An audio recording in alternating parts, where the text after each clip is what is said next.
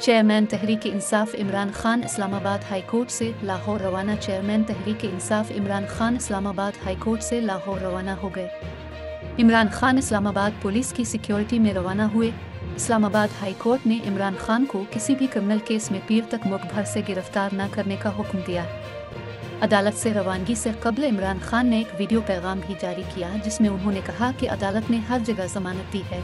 ये मुझे अदालत में बहानों से रोक रहे हैं, उनकी बदनीयती है, ये फिर से कुछ करना चाहते हैं। अवाम बाहर निकलने के लिए तैयार रहे।